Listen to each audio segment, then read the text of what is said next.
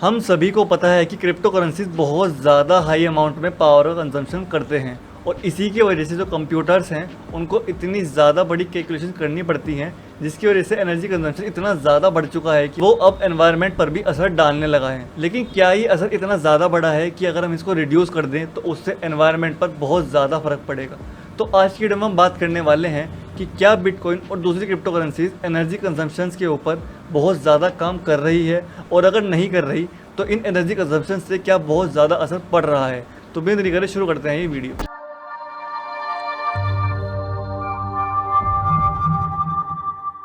Hey guys, मेरा नाम है श्रेष्ठ सैनी और आप देख रहे हैं टोटल क्रिप्टो।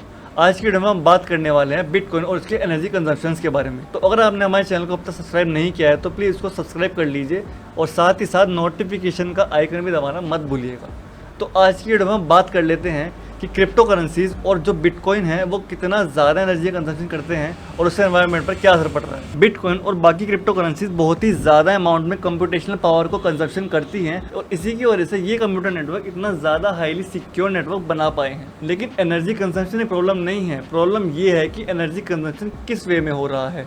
असल में इसका ज़्यादातर एनर्जी जो कंजम्पशन होता है वो non renewable source of energy से होता है, यानी कि इसकी ज़्यादा डिमांड नॉन रिन्यूएबल सोर्सेज की है। लेकिन ये देखा जा रहा है कि रिन्यूएबल सोर्स ऑफ एनर्जी को भी यूज़ किया जा रहा है इसके कंजम्पशंस के लिए। लेकिन दूसरी तरफ ऐसी बहुत सारी प्रैक्टिसेस हैं जिसकी वजह से इसके अंदर एनर्जी जो कंजम्पशन है वो बहुत ज़्यादा एनवायरनमेंट पर इफेक्ट डाल रहा है, जैसे कि डिफोरेस्टेशन और ग्रीन हाउस इफेक्ट। और इस बात से तो हम डिसएग्री कर ही नहीं सकते कि इसी की वजह से एनवायरनमेंट पर बहुत ज़्यादा फर्क पड़ रहा है। आप हमारे दिए हुए ग्राफ में देख सकते हैं कि जो non renewable source of energy है, ऑयल, गैस एंड कोल, वो 80% तक यूज़ हो रहे हैं, जबकि रिन्यूएबल सोर्स ऑफ एनर्जी है वो सिर्फ 20% ही यूज़ होते हैं इन सबके एनर्जी कंजम्पशंस में। लेकिन ये कहना बहुत ही गलत होगा कि जो सारा एनर्जी कंजम्पशंस है वो सिर्फ क्रिप्टो करेंसी और बिटकॉइन में ही हो रहा है।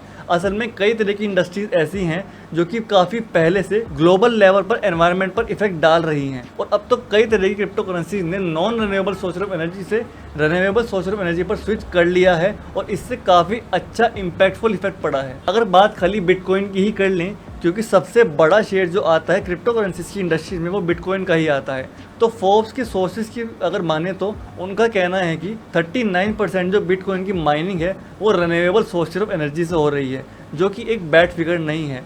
और जो दूसरी कंपनीज हैं जैसे कि लिक्विड स्टैक और जेनेसिस माइनिंग, वो एम कर रही हैं कि इस नंबर को और ज़्यादा बढ़ाया जाए और रिड्यूस किया जाए non renewable source of energies को। लेकिन देखने वाली बात यह है कि माइनिंग प्रोसेस में एक पॉइंट को बहुत ज़्यादा इग्नोर कर दिया जाता है, जो कि है क्रिप्टो करेंसी दो पार्ट में डिवाइडेड हैं, proof of work and proof of stack. जहां प्रूफ ऑफ वर्क बहुत हाई अमाउंट में एनर्जी कंजम्पशन करता है, प्रूफ ऑफ स्टैक बहुत कम अमाउंट में एनर्जी कंजम्पशन करता है। अब आप ये सोच रहे होंगे कि प्रूफ ऑफ वर्क को यूज़ करना ही क्यों है जब प्रूफ ऑफ स्टैक का ऑप्शन हमारे पास है।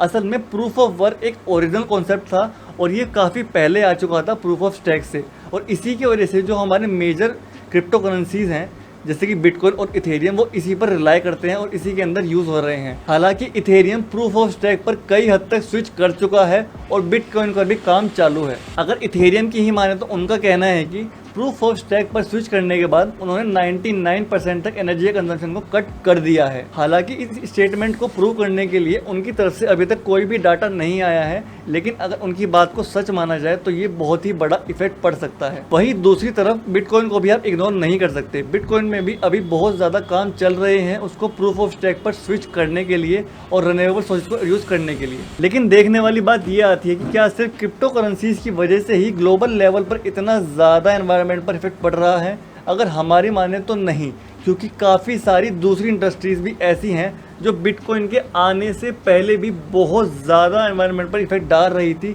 जिनकी वजह से बहुत बुरे असर पड़ रहे थे। तो अगर आप सिर्फ ये कह दें कि सिर्फ बिटकॉइन और इथेरियम जैसे क्रिप्टो करेंसीज को बंद कर देने से या इनके एनर्जी कंजम्पशंस को रोक देने से आप एनवायरनमेंट को बहुत ज़्यादा इफेक्ट डाल सकते हैं, तो ये सच नहीं होगा। क्योंकि आपको ग्लोबल लेवल पर भी एनर्जी कंजम्पशन को रिड्यूस करना होगा, रिन्यूएबल सोर्सेज पर स्विच करना होगा, और इंडस्ट्री लेवल पर भी आपको यही सेम काम करने होंगे और पर्सनल लेवल पर भी, तभी जाकर हम एनवायरमेंटल फ्रेंडली इंडस्ट्री को बना पाएंगे। तो आज की वीडियो में इतना ही, मिलते हैं आपसे बहुत जल्द अगली वीडियो में, तब तक के लिए बाय बाय।